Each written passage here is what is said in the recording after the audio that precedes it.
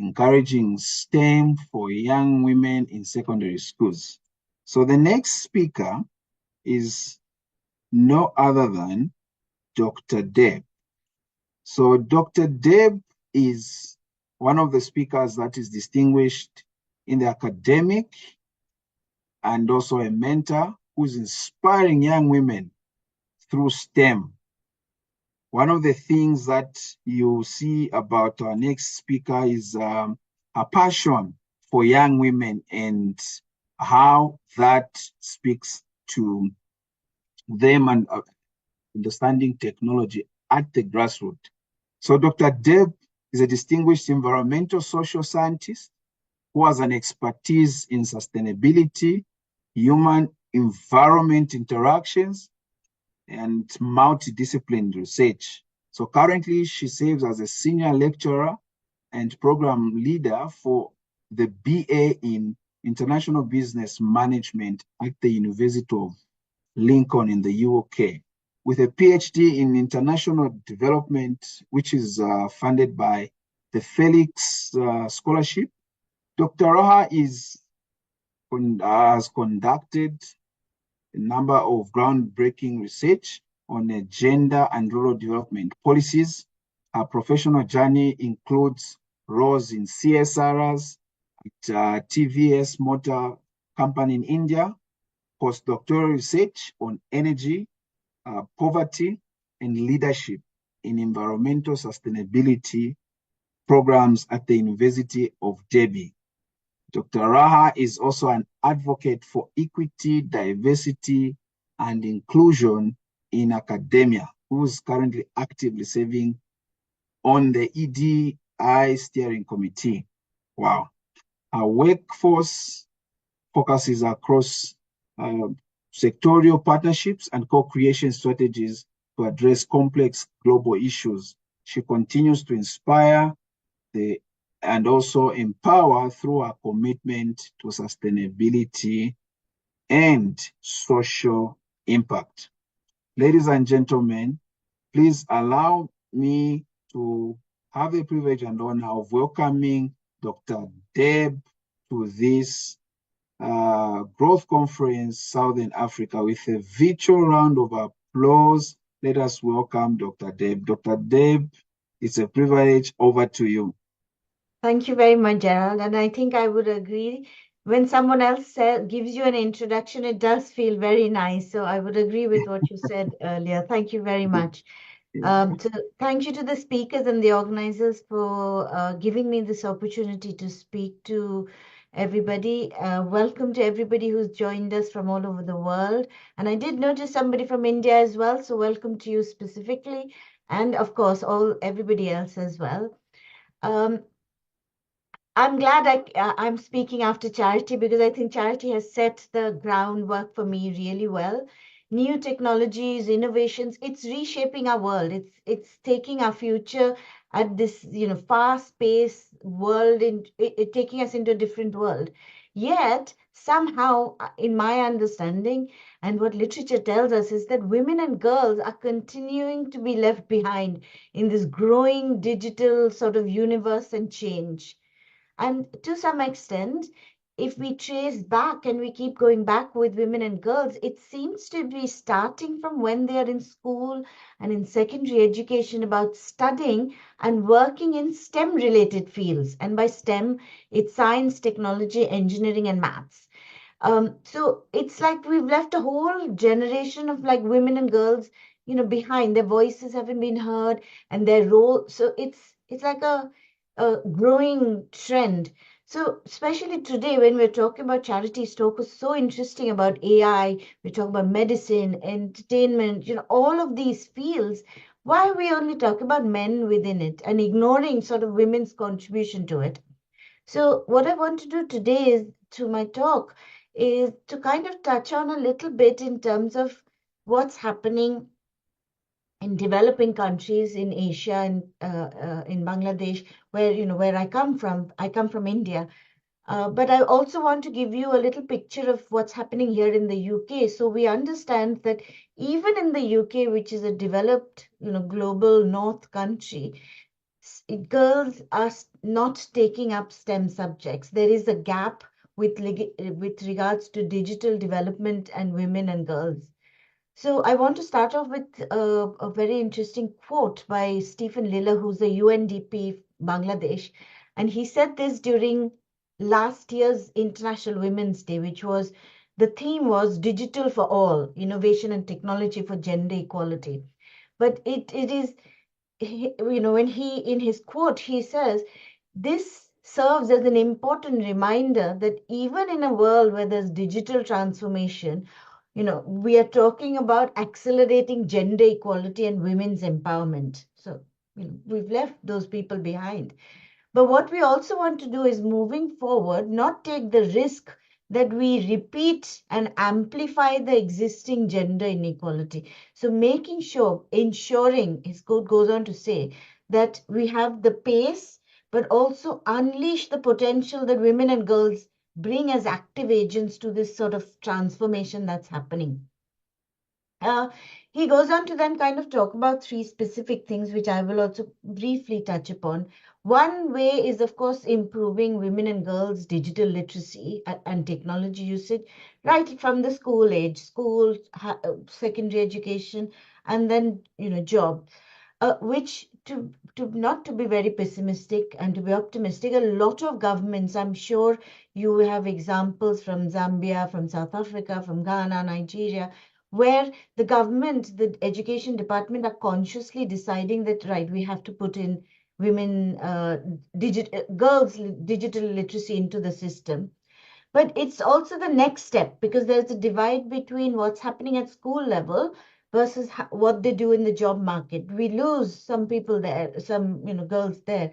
So that digital economy and access to digital services, especially say education, healthcare, online banking, Charity was talking about finances. Why are those girls that do study STEM subject not going into those job markets? That's one question. And I think finally, one of the things I want to touch on is the innovation element. Today, we're having this conversation. I'm sitting here in Lincoln in UK and talking to all of you across the world. It's part of this digital transformation. So e-commerce, technology-based businesses offer women that sort of flexibility. So one of the reasons literature tells us that there is a gap between women's education in STEM and their adoption in STEM job market is because of childcare needs, caring responsibility, the flexibility of time management. Whereas e-commerce technology-based innovations is giving us that opportunity. So, and especially post-COVID, the use of Zoom, Teams, Google Talk has increased vastly. So how can we kind of encourage that?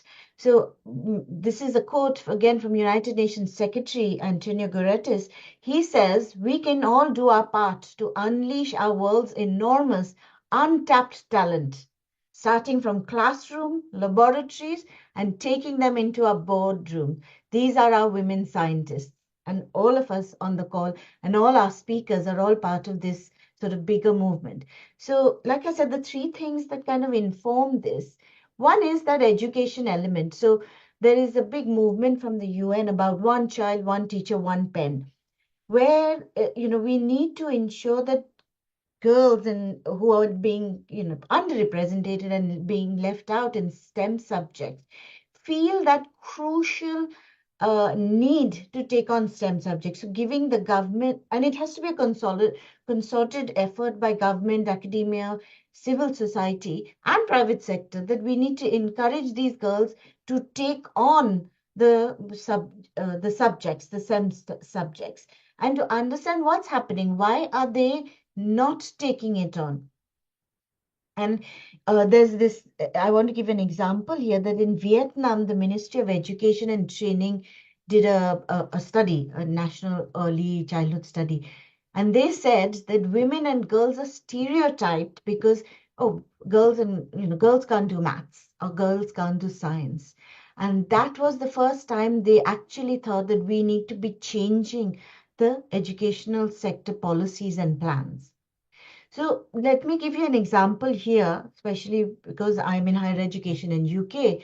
that what we see that, despite lacking confidence in doing STEM subjects, girls actually perform better, sorry boys, than girls in classrooms in subjects like chemistry, biology, engineering, science.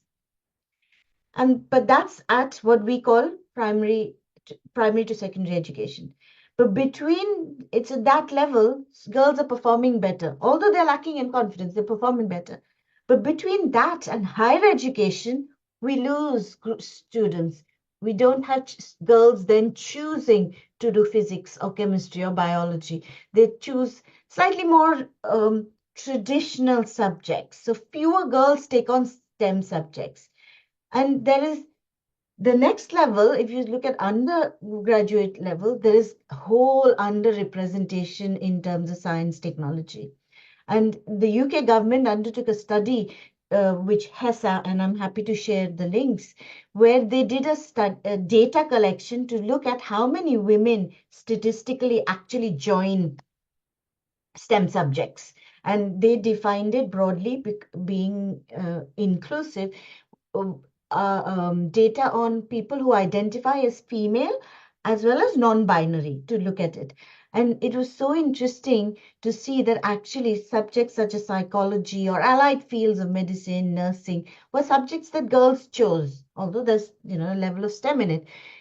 But when it comes to physics, chemistry, technology, engineering, mathematics, and even science, there is a drop of women going into graduate level programs. And this then, kind of worries us. So one question I would like to ask the speakers and our audience is, how do you think we can encourage more girls to come into these subjects? Should we show them the way? Should we show them the positive relationship between STEM subjects and job? But I'll leave the question to you because I'm looking for answer. Or should we provide girls with more relatable role models? Which, as of now, there are few. So the other two things that I quickly want to touch on, and I'm conscious of time, is there are some factors that affect girls from taking up certain subjects. One is, of course, enjoying a particular subject, but there is also a level of um, what am I going to do after I've studied a STEM subject? So a level of utility of a subject. I'm not going to go into an engineering job. I'm not going to go into technology-driven jobs. And maybe that's where we kind of assess it. Um, Post education is then women kind of thinking of job markets, and this is where again we see historically women entrepreneurs have also taken on entrepreneurship that is non-STEM subject, and we need to, especially in developing countries, guys, we really need to encourage women entrepreneurs who play a key role in a developing economy to take on, grow that business through technology, through that inclusive, sustainable economic growth. And what we see, of course, women have historically struggled with getting access to capital and funds, and no lack of awareness regarding funding opportunities. But I think if we can provide them that this is a traditional financial network, but there are so many other ways. And here I want to talk about the UN have a project, the United Nations have a project called SCAP, which is basically catalyzing women entrepreneurship project. So providing funding to unlock women entrepreneurs in all countries. And it's a UN funded project. So in developing countries is more of the focus. But what they want is for governments as well as large scale organizations to provide that business model that women can adopt, especially based on STEM technology solutions, online market, bookkeeping. But what business model can we provide for these women entrepreneurs? And again, example from UK, UK government have a funding of £150,000 to give to projects where these are called women returners of STEM subjects. So it's like they're returning back into STEM through entrepreneurial activity. And finally, and I want to say, is that there is lots happening with with regards to drivers of inclusive innovation. And Charity very kindly spoke about the finance angle, but she said, you could use AI in everything. True, digitization, science, and technology is embedded in all walks of our life. So, what we are seeing is governments across the world creating this sort of equality hubs so that they can bring women back into the sort of the innovative STEM related entrepreneurial, but also activity where they can resume their careers based on STEM subjects.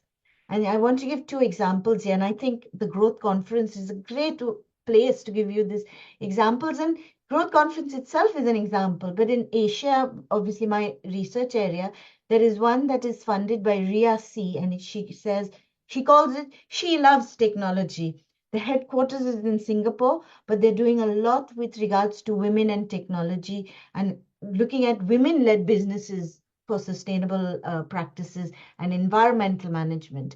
And there is one more thing that, if you remember what I said with the UN quote, is that we can't be using digital transformation to assess and make those same mistakes with gender inequality that has traditionally happened. We have to use technology now to boost our women and our children. So we've got to identify that when it comes to technology, there's also mismanagement and misusage. So this particular project is called Safe City. It is about mapping people and them sharing experiences with regards to sexual harassment in public places. And this is being done by an entrepreneur called Isa Marie de Silva.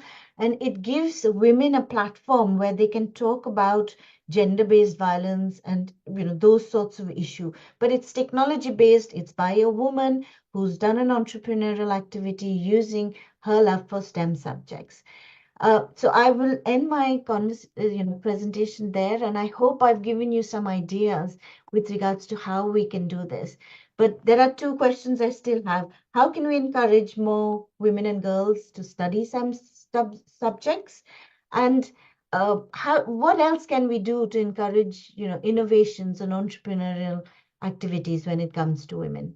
So thank you again for this opportunity. Thank you so much, Dr. Deb, for that insightful um, talk. Indeed, so much can be done. And Dr. Deb has given us two questions here. How can we encourage the women? Actually, that was going to be my question to you. Just as well, you've thrown it back to us.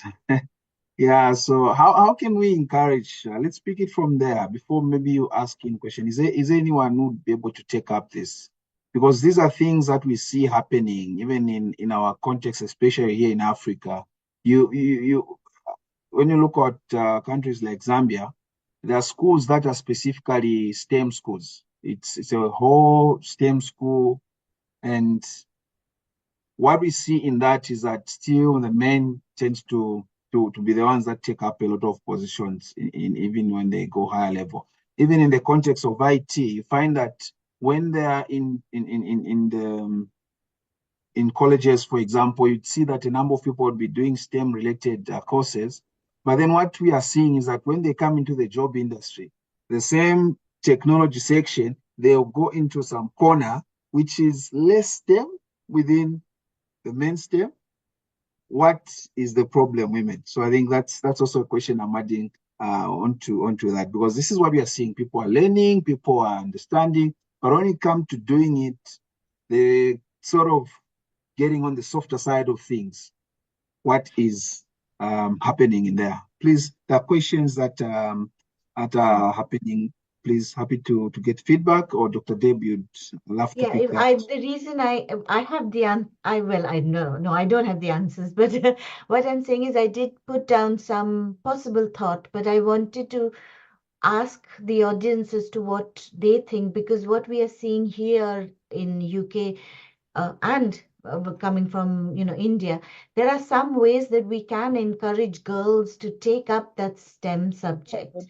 And one of the ways is to be able to kind of communicate and Charity said this, the importance of technology in our world is what we need to stress and to show both girls and boys, but girls more in terms of the value it holds for moving forward. Um, the second thing I would say is that with STEM, it's making us positive difference in the world. We always think of ways, how to encourage children. One of the main things is that to motivate students to engage with STEM is to kind of breaking through that stereotypes. Oh, girls can't do maths, or girls can't do physics, or chemistry, or technology, or IT. If you bring that idea into them, that you're actually breaking barriers by doing this subject, maybe we could encourage more of them to take this subject up. And I think the final thing with regards to STEM role is we still don't have a lot of examples and role models. I think this growth conference is great. I did tell all my students to come and attend. And I said, this is a great way to encourage, to show how women can succeed in choosing to do certain aspects. And when we talk about women succeeding, it doesn't mean we're leaving the men behind. Gerald, you're in the call. We're all going together in this whole journey, but we've got to recognize that there is a level of positive support we need to give our girls and women. I don't know if there's anybody else in the audience who might want to say something. I'd put up my Something, hand. Gerald, before. Oh, okay, Oh, okay. sorry, Chai. Go ahead. I'd put up Go my ahead. hand. So Okay, I go wanted ahead, to please. say, to share my little experience of how I found myself in this. So right at school, when we went to secondary school, they would give us a test in all the extra, not the main functional subjects, but they would Thank you so much, put Dr. Dave. I think it's also. Okay, I can allow her.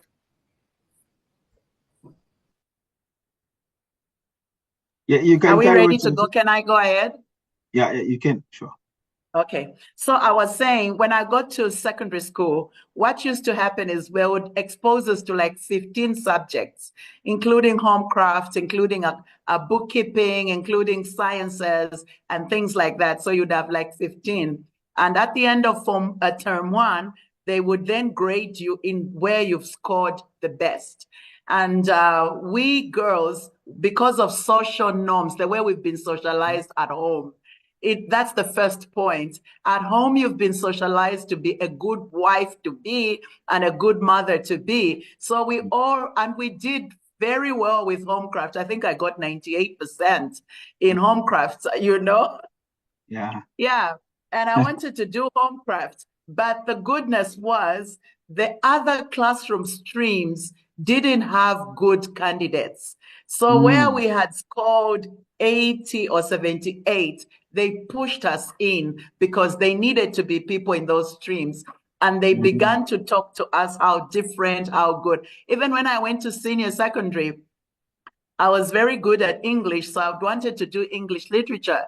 And so in the stream that was doing commerce and other kind of sciences, there were only 15 students. And so even then, because I'd passed in my accounting, which was a qualification to 11C, so that's how they had to fish us out. The teacher who was in charge of those subjects actually came to talk nicely to us, pamper us, to make a class for him.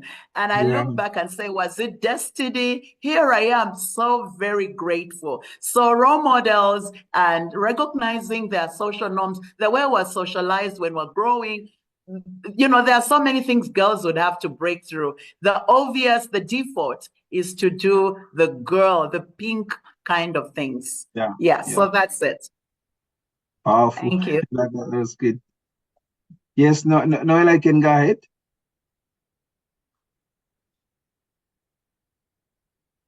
Otherwise, I also had Susan wanted to come in. I think Noela's connection seemed to be having issues.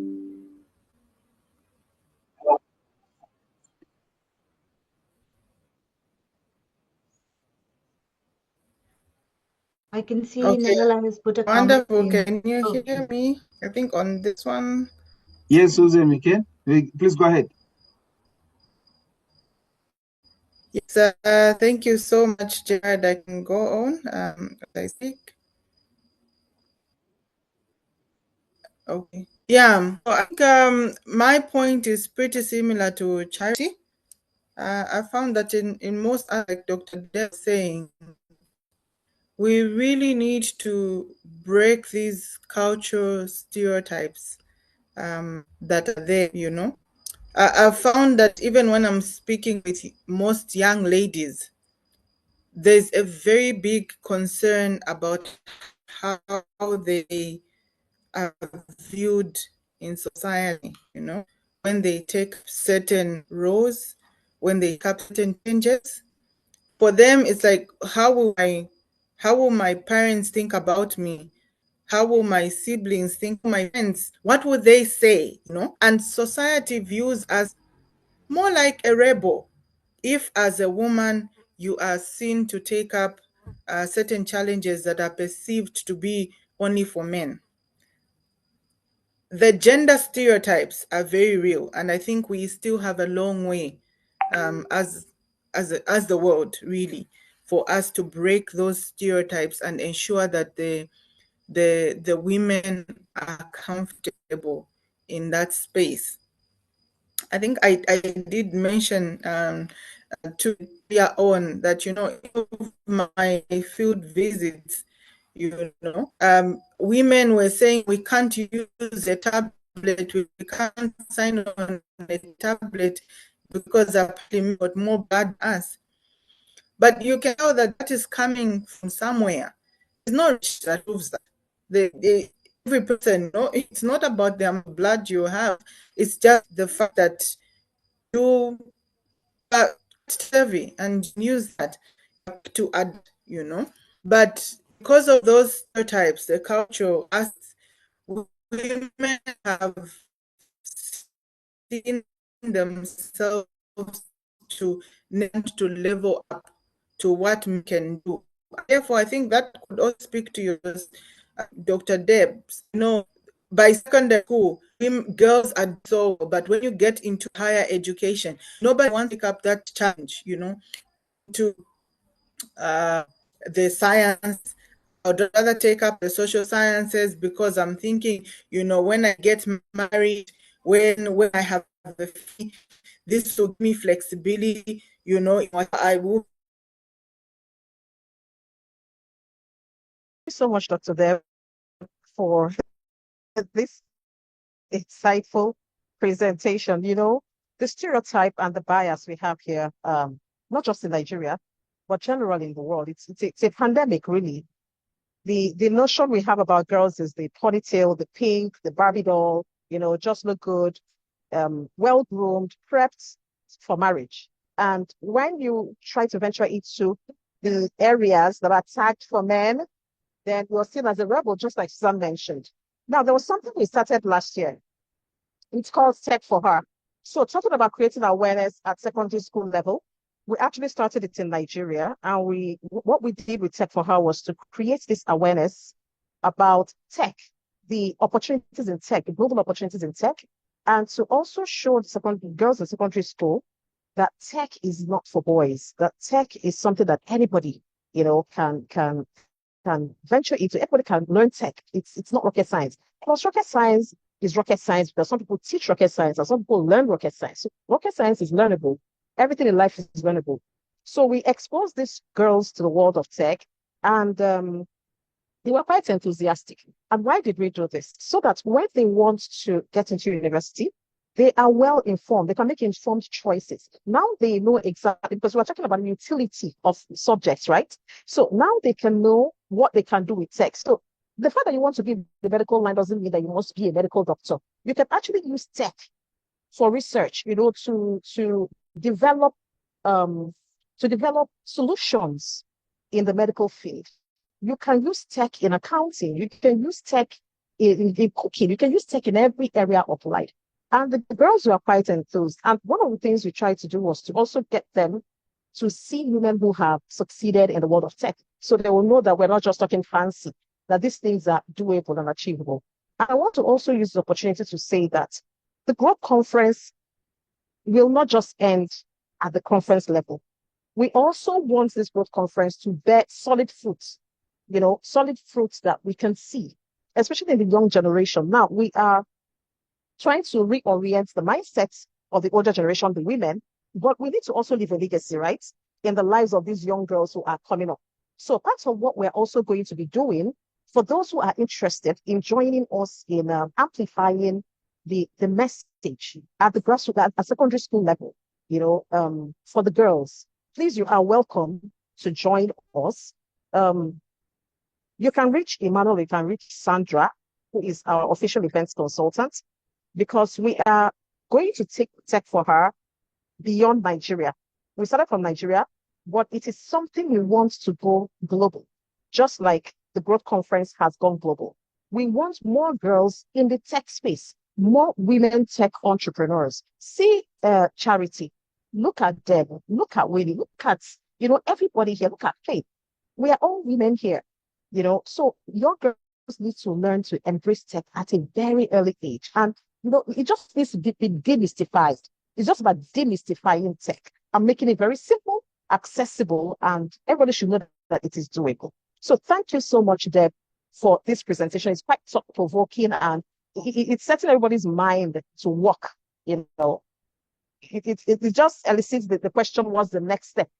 Yeah, but thank you so What's the much for next step? actually saying demystifying technology and STEM subjects. I'm definitely, Sandra or anybody wants to stay in touch, I would love to be part of that initiative as well. So thank you very much. All right.